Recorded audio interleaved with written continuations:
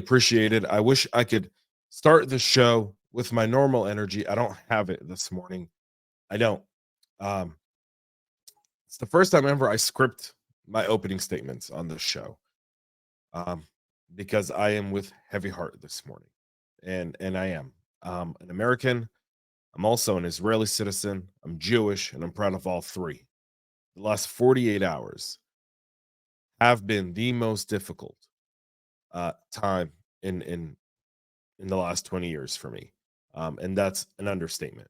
The images and videos of the atrocities coming out of Israel committed by Hamas Palestinian terrorists in the surprise attack in the morning of October 7th, the Shabbat in Simchat Torah. Simchat Torah is the joy of Torah. It was a holiday Saturday morning. Many Shabbat keepers turn off their devices and are spending time with their families. The night before, they had celebrated the Torah and they were getting ready to head out to shul that morning. This day will go down as a dark day, a somber day for the state of Israel and for Jews. In fact, it's the deadliest day for Jews since the end of World War II. And that's a sad statement all within itself.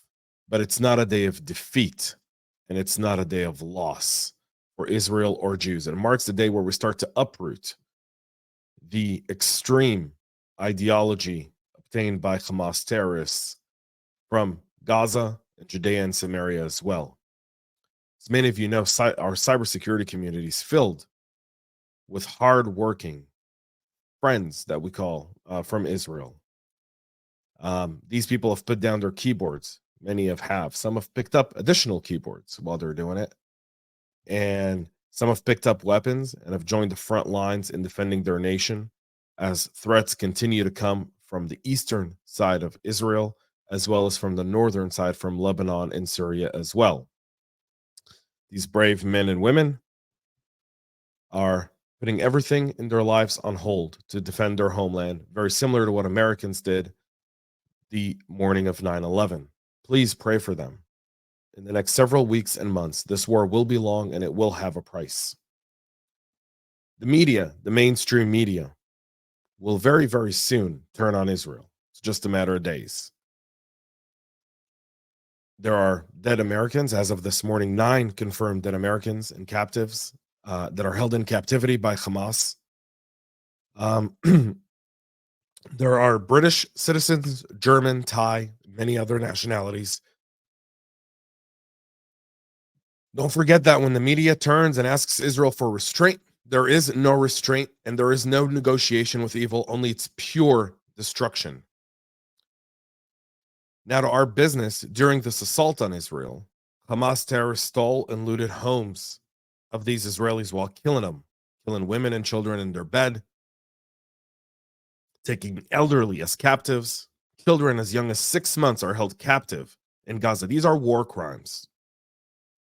These war crimes have a consequence, and that consequence is their death, their destruction. But by gaining access to laptops and devices and electronic devices, um, cell phones, iPads, etc., if you do have friends or you know people from that part of the country in Israel, likely they're going to try to use those. They're to in order to launch additional cyber attacks. There's a whole bunch of those, and we'll get to that here in just a moment. This attack was financed and greenlit by Iran after a meeting in Lebanon last week on Monday. This comes several weeks after Iran received $6 billion from the Biden White House. So we knew what this was during the UN General Assembly. The Iranian president said, what are you going to do with the $6 billion? You're going to help your economy. He said, we're going to support the causes we do. Their main cause is the destruction of Israel. And while this happens, I've posted this on my Substack. These are actual quotes from Hamas leadership. They'll take down the border and tear their hearts out of their bodies. They did that on the 7th. Some of that footage is horrible. Israel will come to an end just as it began. They will come. Musa Abu Marzouk, Jews are the most vile and despicable nation in earth. O Allah, bring annihilation upon the Jews, and we must attack every Jew on the planet Earth. We must slaughter and kill them all. This is the agenda of Hamas. Over the last several days, I've also, in my post, I've received a lot of support, allegedly. I've received a lot of support from all y'all, and thank you. I've also received a lot of death threats or people saying you brought it on yourselves. Funny enough, though, everyone who said that doesn't have an image. Even on LinkedIn, they don't put their actual face on there because they're cowards and they hide behind that. That's what cowards do. This is the agenda of Hamas. I will continue to remind this as the mainstream media turns on Israel very soon. The New York Times and WAPO and all these alleged mainstream media sources have already started adjusting their headlines as part of the obviously agenda there. But I won't. And I won't. We won't be silenced. We will stop at nothing but the pure destruction of Hamas. The Israeli government needs to know that. The people of Israel need to go out and get this job done. It's going to be a heavy price to pay, but Hamas must be annihilated completely.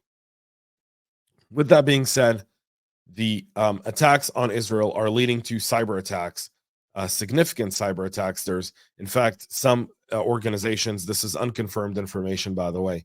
I haven't been able to confirm it.